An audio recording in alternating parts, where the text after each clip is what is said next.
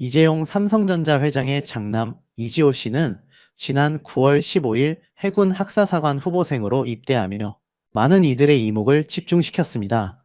특히 그의 입대 과정과 관련된 다양한 이야기들이 주목받고 있는데요. 이지호 씨는 해군 학사사관 후보생 139기로 입영해 11주간의 강도 높은 교육훈련을 받게 됩니다. 이 훈련을 마친 뒤 오는 12월 1일에는 해군 소위로 정식 임관할 예정입니다. 이후 36개월간의 의무 복무를 포함해 총 39개월 동안 군 생활을 이어가게 됩니다.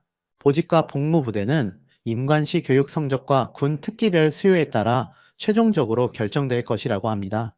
무엇보다 놀라운 점은 이지호 씨가 미국 시민권을 포기하고 장교로 입대했다는 사실입니다. 2000년 미국에서 태어난 그는 한국과 미국 복수국적을 보유하고 있었는데요. 복수국적자가 일반 사병으로 입대할 경우 외국 국적을 유지할 수 있지만 장교로 임관하기 위해서는 반드시 외국 국적을 포기해야 합니다. 이지호 씨는 이러한 규정을 따르기 위해 과감히 미국 시민권을 내려놓은 것입니다.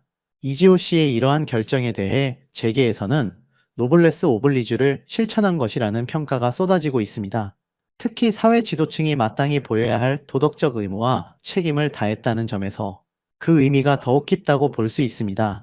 실제로 미국 영주권이나 시민권을 보유한 병역 의무 대상자 중 자원 입대를 선택하는 경우는 한 해 평균 100명에 불과하다고 하니 그의 결정이 얼마나 쉽지 않은 것이었는지 짐작할 수 있습니다. 이날 입대 현장에는 이지호 씨의 어머니인 임세령 대상홀딩스 부회장과 여동생 이원주 씨가 동행해 그를 배웅했습니다. 가족들의 따뜻한 배웅 속에서 이지호 씨는 진지한 표정으로 입소 절차를 밟았습니다. 이재용 회장은 안타깝게도 중요한 경영 일정상 아들의 입대식에 직접 참석하지 못했지만 가족들의 마음은 함께였을 것입니다. 이지호 씨는 진해 해군기지사령부 정문을 통해 미니밴으로 입소했으며 입대식에서는 짧게 머리를 자른 채 늠름하게 거수 경례하는 모습이 포착돼 많은 이들의 눈길을 사로잡았습니다. 이지호 씨의 입대 소식이 전해지자 누리꾼들 사이에서는 다양한 반응들이 쏟아져 나왔습니다. 특히 병역 회피 논란으로 입국이 금지된 가수 유승준 씨와 비교하며 유승준 지금 보고 있냐는 반응이 잇따랐는데요. 이는 과거 재벌가의 병역 문제로 인해 형성되었던 부정적인 인식을 일시에 불식시키는데 큰 영향을 미쳤습니다. 수십 년간 이어져 온 특권층의 병역, 기피에 대한 대중의 불만을 해소하는 계기가 되었다는 분석도 나오고 있습니다. 누리꾼들은 재벌가 자제로서 쉽지 않은 결정을 내렸다. 모범이 되는 행동이다. 진정한 노블레스? 오블리주다 등의 긍정적인 평가를 아끼지 않았습니다. 특히 일반 병사보다 복무 기간이 긴 장교를 선택한 점과 미국 시민권을 포기한 점을 높이 사며 가진 자의 모범 사례로 보는 시각이 지배적이었습니다. 이지호 씨의 단정한 외모와 다부진 체격을 두고 피지컬 끝판왕 해군 장교와 잘 어울린다는 반응도 많았습니다. 이러한 외모적 특징이 해군 장교의 강인하고 믿음직스러운 이미지를 더욱 부각시킨다는 평도 이어졌습니다. 과거 재벌 2, 3세의 병역은 오랫동안 특혜와 회피의 대명사였습니다. 해외 유학을 이유로 국적을 포기하거나 허위 진단으로 면제를 받는 사례가 종종 터져나오며 국민적 분노를 사기도 했습니다. 이른바 숟가락 계급론 속 금수저. 특권층이라는 비판은 곧바로 그룹의 신뢰도와 이미지에 큰 타격을 입혔습니다.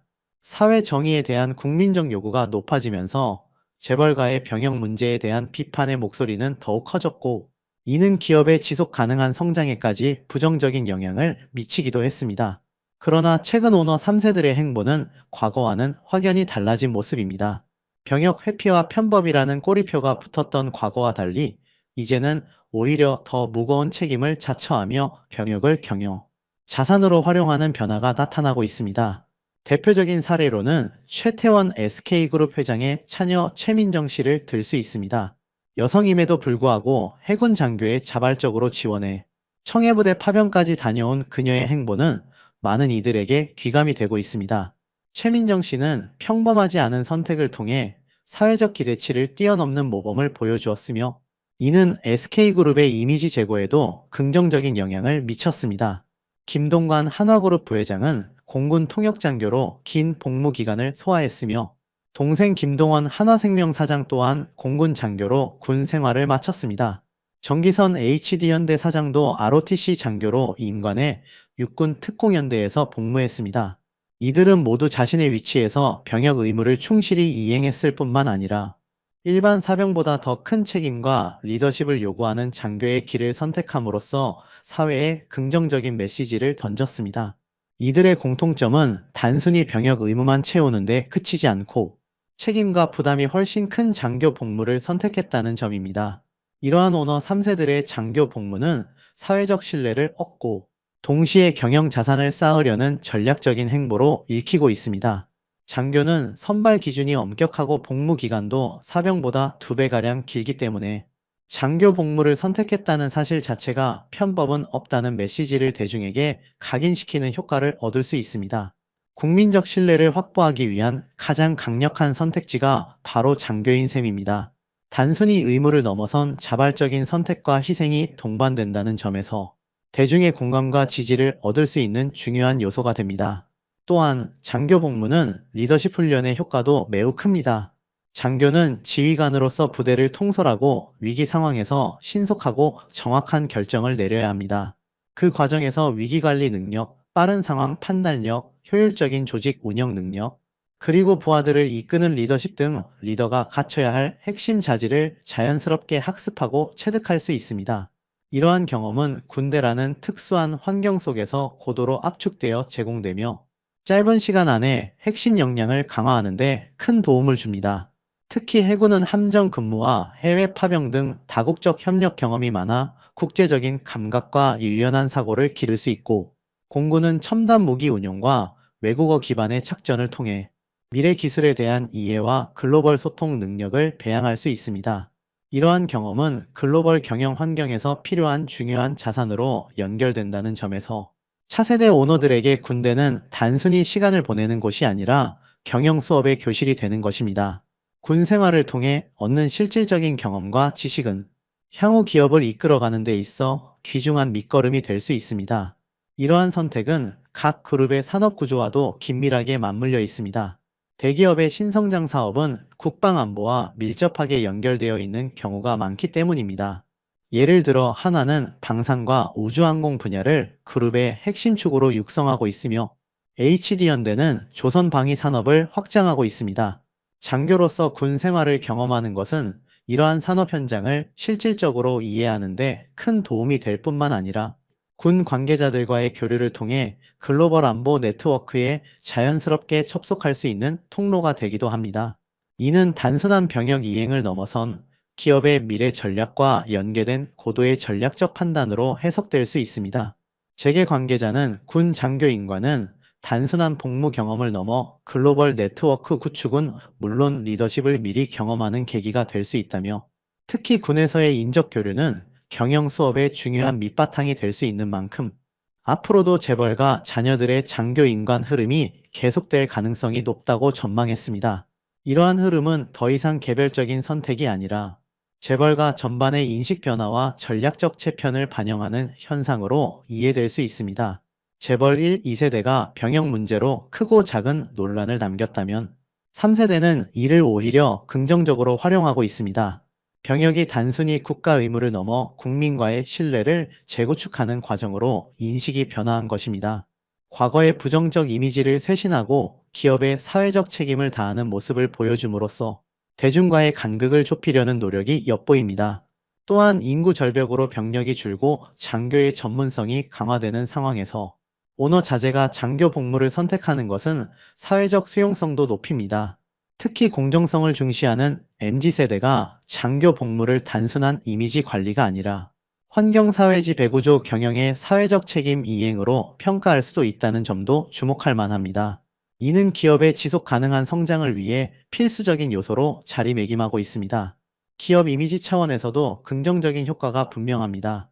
과거에는 병역을 경영 승계 전 잃어버리는 시간으로 취급했지만 이제는 리더십과 책임을 입증하는 얻는 자산으로 인식되고 있습니다.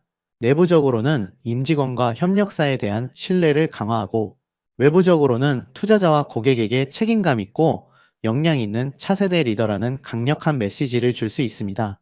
군 복무 경험이 향후 오너 리더십을 뒷받침하는 중요한 자산이 된다는 것입니다. 이는 기업의 장기적인 가치와 브랜드 이미지를 높이는데 기여하게 될 것입니다. 그러나 긍정적인 효과만 있는 것은 아닙니다. 장교 보직은 여전히 좋은 자리라는 꼬리표가 붙을 수 있다는 비판적인 시각도 존재합니다. 국민의 눈높이에서 중요한 것은 얼마나 힘드냐가 아니라 선발과 보직 과정이 얼마나 공정하고 투명했느냐 하는 문제입니다. 따라서 사후 검증이 부족하다면 단순한 이미지 세탁으로 비판받을 수도 있습니다. 재벌가의 장교 복무가 진정으로 신뢰를 쌓는 과정이 되려면 선발부터 보직, 그리고 전역 후의 행보까지 일반 국민이 의심 없이 받아들일 수 있는 검증 시스템과 투명한 공개가 필요하다는 지적이 나옵니다. 사회 전반의 공정성 요구가 높아지고 있는 만큼 이러한 비판에 귀 기울이고 개선하려는 노력이 동반되어야 할 것입니다. 또 다른 재계 관계자는 장교인과는 일반병과 절차와 과정이 다르고 특정 학연이나 출신이 유리하다는 목소리도 있다며 공정하고 투명하게 선발되었는지에 대한 국민들의 물음이 따라올 수밖에 없어 제도적인 투명성을 높이는 동시에 엄격한 내부 규율을 확립하기 위한 노력이 필요하다고 강조했습니다. 군 당국과 해당 기업들은 이러한 우려를 불식시키기 위해 보다 적극적인 소통과 정보 공개를 통해 신뢰를 구축해야 할 것입니다. 이지호 씨의 해군 장교 입대는 단순히 한 개인의 군 복무를 넘어 재벌가의 사회적 책임과 변화된 위상을 보여주는 상징적인 사건으로 평가받고 있습니다. 이는 과거의 부정적인 관행에서 벗어나 사회적 기대를 충족시키려는 재벌 3세대의 새로운 흐름을 반영합니다. 앞으로 그가 군 생활을 어떻게 이어나갈지, 그리고 이러한 변화의 바람이 우리 사회에 어떤 긍정적인 영향을 미칠지 귀추가 주목됩니다.